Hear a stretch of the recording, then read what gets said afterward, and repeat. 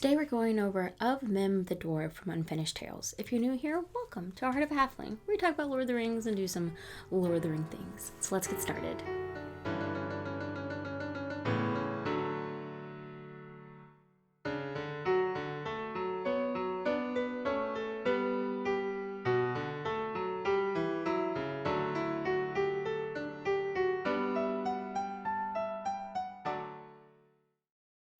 So last we left off, Turin and Bellic were having a conversation with one another, and it just kind of ends with them just sitting and thinking about their conversation. And there's a footnote here that says that the next part of the story is when Bellic returns to Thingol, and here he receives his sword and bread, the Lembas bread from Elion. But there's no other added text to that section, and so it's not included in Unfinished Tales. So now we continue on with Of Mim the Dwarf. Now, this happens after the departure of Beleg. Lots of orcs are around. All the men are kind of on guard. And one night, they see some shadows lurking in the distance. And they shout at the shadows, say, "Stop." And this just causes the creatures to just scurry off and run. And Androg now shoots off a few arrows. And as far as he knows, he's missed. They are able to capture one of the creatures that was kind of lagging behind. And Turin, comes up and he's getting upset with the men. And he's like, "Who is this? What have you caught?" Androg is saying that he's biting me. He must be an orc or of orc kin. And that they should kill him. Another one is saying, "Yeah, he deserves to die." like he's just has junk. And Turin's like, no, he has a beard. It's a dwarf. And so it says, this is when Mim enters into the tale of Children of Hurin. And he falls onto his knees at Turin's feet, and he's begging for his life. He's saying, "I'm old, I'm poor, I'm only a dwarf, I'm not an orc." And he reveals his name. He's saying, "Please don't kill me. There's no cause to kill me. I'm not an orc. I'm just an old man, an old dwarf." And Turin, it says that he pities him. And he says, "You do seem poor," which is really odd for a dwarf to be poor. But you can't be houseless and friendless. And then he tells them, "We don't spare life out of pity. Do you have something for ransom?" And the dwarf is like, I don't know what you need. I don't know what you're wanting." And Turin is just like, "Right now, I don't want very much. We just want a safe place to sleep." It's also raining at this time, so they're all damp, they're cold, and so Turin's just like, we just need a dry place to lay our heads, essentially. And Mim is like, "Yeah, I have a place, but I can't give that up for ransom." And Androg tells him, "You don't have to die at an old age, And he, comes out with his knife, very, very Androg-like, just very much a brute. And Mim's crying out, no, he says, "I don't want to lose my life, and if I do lose my life, you're never going to find where I live. You need me to find," and that he'll share his home. And so Turin's like, "Okay, your life is going to be spared." And Androg says, "It'll be spared until we get to the house, until we get to our room." And Turin kind of gets onto Androg and is like, no, if he takes us to his place, we're going to show him mercy. We're not going to trick him. This will be a ransom. And Mim now, holds on to Turin's knees, and he's saying, "Thank you, I'll be your friend, this will be good for us. At first I thought you were an elf, and I despise elves, but you are a man, and that's better." And, he's like, "I will take you there," kind of thing. And Androg now is like, "So where is it? Where are we going?" And it has to be a good place, because I don't like dwarves. And Mim says, "Look, you're going to have to go during the day. We can't find it at night." And Androg's getting on to him, saying, no, we have to find it now. Mim was saying that, if you let me go, I'll go and put my stuff down, because he has a sack. He's like, "I'll go put my stuff down. I'll come back during the day and bring you guys here." Androg's saying, no, we can't trust you, how can we trust that you're going to come back? And Turin kind of says the same thing, like, it's getting darker. We can let him leave, but he has to leave his sack with us. And the dwarf now falls to his knees and he's begging Turin, like, no, I need to take the sack with me. And so Turin says, look, if you're not going to leave the sack, then you don't get to go. And you're going to have to wait until the morning to take us with you, with your sack. And this upsets Mim, obviously, and he ends up staying with his sack. They end up shackling him and tying him down for the night. And Mim tells the group that you're not supposed to bind a dwarf, and a dwarf will never forget that. And so basically he's very upset now that they tied him up. But it's daytime now, and Turin says, you're going to lead us to your home, and we're not going to talk about death. We're not going to talk about fighting with one another. Just lead us to your home. And so Mim is kind of fighting him on this and is trying to like have a stare down with Turin, but it says that no one could withstand a stare from Turin, and so Mim succumbs and he's like, okay, fine, I'll take you there. And so now they begin to head off to Amon Rud, which is where Mim's home is. And it says that when they're starting to get up the hill, Androg's like, well, this must be a weird place that's out in the open where everybody can see us, like, what's going on here? And Mim's just telling them, like, come on, let's keep going. And so they follow along this path, and it was a path that, like, if you didn't have a guide, you weren't going to find it.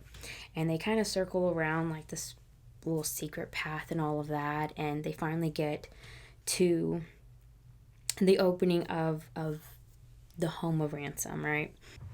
So they finally get there. Mim begins to enter in. Turin follows after, and at seeing Turin not being afraid of walking in, the rest of the men follow. And then this is when one of the other dwarves appears. And Androg, makes a comment like, oh, I knew I missed him. And just as I feared, maybe there's more. We're going to be attacked. And Turin's like, no. It looks like there's only 3 of them.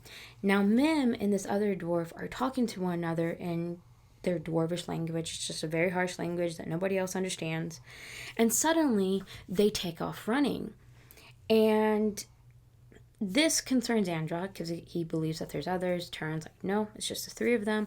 But they follow after, and they follow because Mim cries out. And so they're able to follow Mim's cry.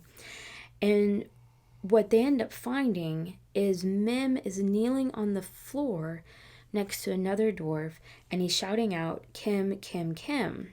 And so Turin turns to Androg and says, it doesn't look like all of your arrows missed, and that this is probably not good for us. So Turin now walks into the room. He goes up to Mim and says, what's going on? I can heal some.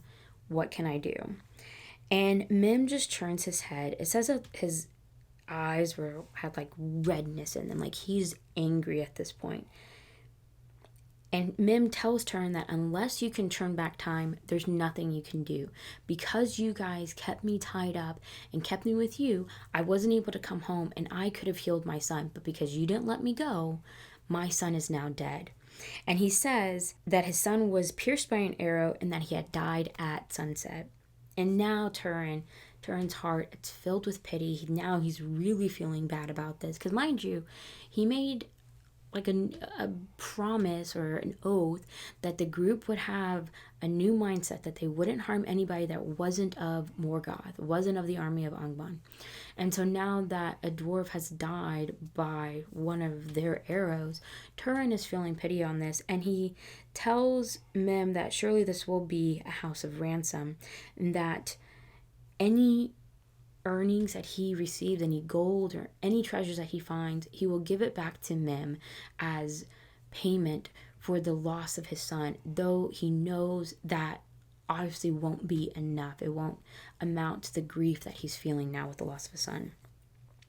And Mim stands up now and says, I hear you, and you speak as a dwarf lord. And he's amazed at this, and he honors, Turin's speech. He finds that admirable.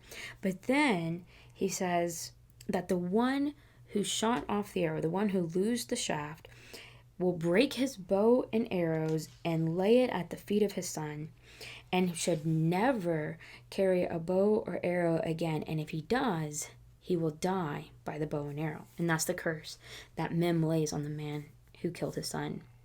And Androg hears the curse. He's afraid of the curse. And so very begrudgingly, he goes up, he breaks his bow, his arrows, and lays it at the feet of Mim's son. And says, he tells Mim, the curse of a dwarf never dies, they say, but a man's too may come home. May he die with a dart in his throat. So now that night, everybody sleeps kind of uneasily. Mim is, and his other son, Ibn, they're grieving his son. And it's really hard for everybody to rest that night. But when they wake up, the dwarves aren't, they're gone. And the day kind of goes on. And the dwarves, Mim and Ibn finally return. And they go up to Turin. Mim bows and says, it's done. I've buried my son with the rest of our kin. And then just asks, does Mim's home please you? Is this enough ransom? Is it paid and accepted? And Turin says it is. And so Mim's like, okay, well then you're free to live here as long as you want, except they cannot enter a certain chamber that's closed. And Turin says, okay, that's fine, and says that, we're secure here, but what do we do about food? What do we do about food and supplies? How are we supposed to go about that? And Mim just laughs, and he's like, are you worried that, that I'm a spider, that I'm going to hurt you guys? That I dwarves don't eat men. I guess there is some sort of concern there. And Mim's just kind of joking about it. And he says, no, we're going to share any food that I have and fire and anything else I have. Everybody's welcome to it, as long as you guys guard and keep this place a secret. And Mim kind of makes the comment like, I'm sure you guys will, because you're outlaws, so why would you share the location of this dwelling? And Turin agrees to this and says, okay, cool. Androg is still a little bitter about what has happened, and says that he's, already ready to be his own master. He doesn't like this whole joining of forces with them and the dwarf. He's like, we took him as prisoner. Why are we now aligning ourselves with him? So he's not real keen on this whole idea. And so now it says that the rest of the day they rested, they cleaned their weapons, were mending their gear, kind of getting everything back in order and getting all their supplies taken care of. And so now we have this kind of conversation between Mim and Olrad and Turin. And Mim brings out the rubbish, it was wild roots that everybody else was calling rubbish, but the dwarves were able to cook it, and it was really good to eat, and it was basically they were able to make bread out of it. And Mim was telling them even the elves don't know how to do this, and this is something that the dwarves are very proud of. And so Mim's asking, or Turin is asking what it's called and all of this, and Olrad ends up just being real snarky and just calling Mim foolish and all of this. And Turin gets on to him saying, at some point you need to learn to keep your mouth shut. It's going to get you in trouble.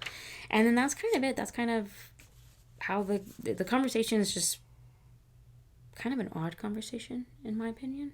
They're just talking about this root and it being cooked and making food out of it. And Olrad is just being a jerk, and Turin's kind of putting him in his place.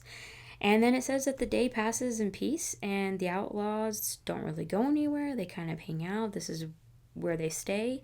And so begins the abiding of Turin in the halls of Mim, in the house of ransom. So there you go. Not too crazy stuff at the end, but it's kind of I would imagine this comes up later at some point. This whole issue with Olrad, unless it's just maybe setting up Olrad's foolishness, just setting that into his character and how harsh he is with Mim. I don't know. But yeah, that is this section of Children of Hurin and of Mim the Dwarf and how he enters into the story. So there you have it. I hope you guys enjoyed this little section. And yeah, I think it's interesting to see Turin again. You can tell Turin wants to do the right thing. And this, like, I feel like his attitude with Mim, you see it where he really wants to do the right thing and make the right choices. He wants to make sure that they're fighting the people that they should be fighting and not the ones that they should be protecting.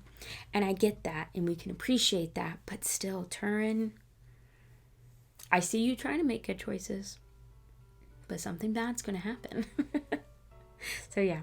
But I hope you guys enjoyed this section. I hope you guys continue along in this journey in Unfinished Tales. But most of all, I hope you have a wonderful, blessed week, and may your homes be filled with food and cheer. Bye.